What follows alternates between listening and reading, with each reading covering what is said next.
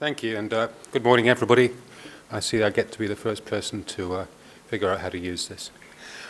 So here you have an Englishman standing up on a stage to talk about shortcomings of the European Union. And there's been quite a lot of that happening lately, but I assure you that today I will be focusing on e-cigarettes. And my topic is disharmony in the implementation of the TPD. Now, the TPD, of course, was intended to bring harmony to the e-cigarette market, and it has managed to do that to an extent in terms of physical attributes such as bottle size, nicotine concentration, aspects of packaging and labelling, and so on. Not flavours, of course, though a couple of countries do have proposals in that area. The TPD, of course, brought some consistency to the product, but it hasn't brought consistency to the behaviour of consumers or of suppliers. So we're likely to see very different vaping markets and vaping scenes emerge around Europe. Some will continue to flourish. In others, there may be more restrictions on them. So what I'm going to give you today is a quick and rather impressionistic tour of the situation in different countries. I say impressionistic because there are constant changes still going on, even a month after May 20th. In fact, I was notified of some just yesterday morning. Haven't made it into this presentation. So first of all, who made the deadline? Well, nearly half the countries missed the TPD May 20th deadline.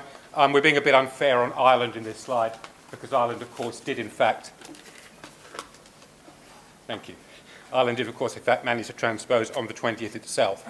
And the list of countries that missed the deadline includes some fairly major markets. And the important point there, of course, is there is therefore more change to come.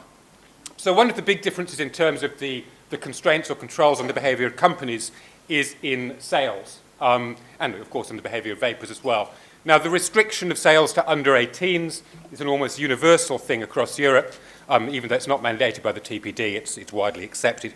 Where there's much more difference is in the treatment of online sales. Yeah. And really here there are three approaches.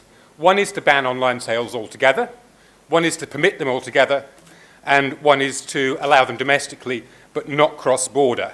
Now, you see here there are some fairly major markets where online has been banned, and this is going to have big impacts on vapers and on companies in those markets. Very interesting how that will pan out there. Will it favour vape stores, or will it favour mainstream bricks and mortar retail, and by implication, therefore, probably suppliers from the tobacco industry, or at least the largest e-cigarette companies? Okay, another key area of difference not mandated by the TPD is taxation of e-cigarettes. Now, e-cig taxes have in fact not become as widespread as many people expected, but there are still a few in Europe, for some reason all in southern Europe. They're all done on a euro per millilitre basis, unlike in the US where there are a number of different models being used or being contemplated.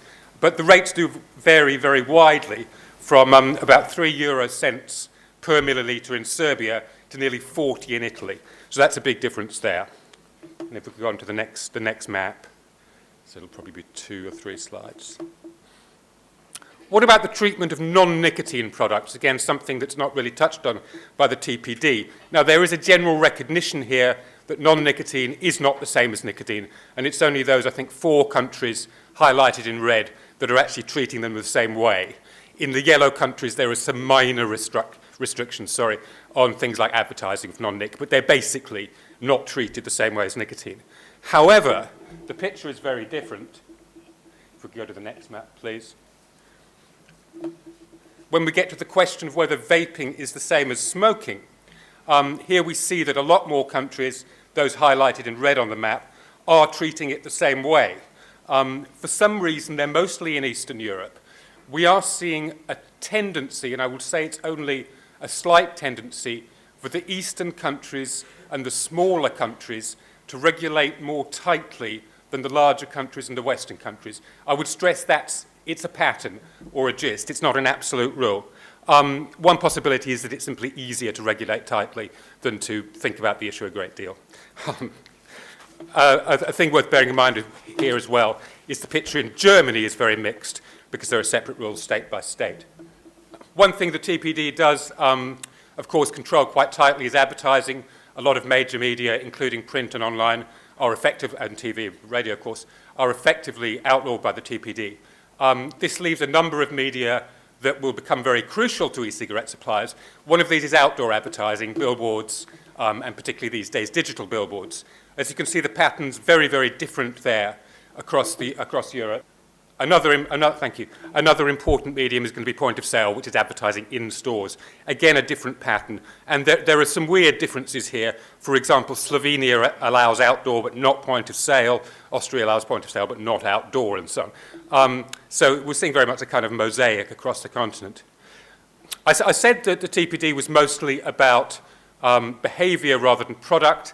I will speak about one aspect of product briefly, just to highlight the differences that will persist even post-TPD in regional regulation on that level. So if we could go to the next slide, you'll see that when it comes to ingredients, thank you. When it comes to ingredients, the TPD itself imposes a list of about 10 basic criteria of ingredients not permitted in e-liquid. So that allows manufacturers to be pretty consistent in their approach across Europe, until, of course, they come to Germany.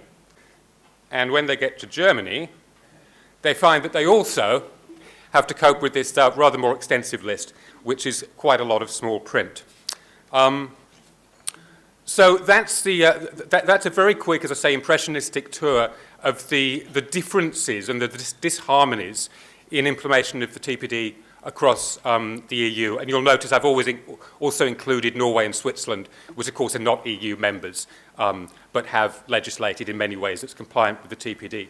Finally, however, if we could move to the next slide, there is good news. In some countries, e-cigarettes that were formerly treated as medical products are now becoming consumer products through the TPD. And that, of course, is the countries highlighted on there. So I have no idea how I stand in relation to 12 minutes, but if we could go to my final slides, that's me.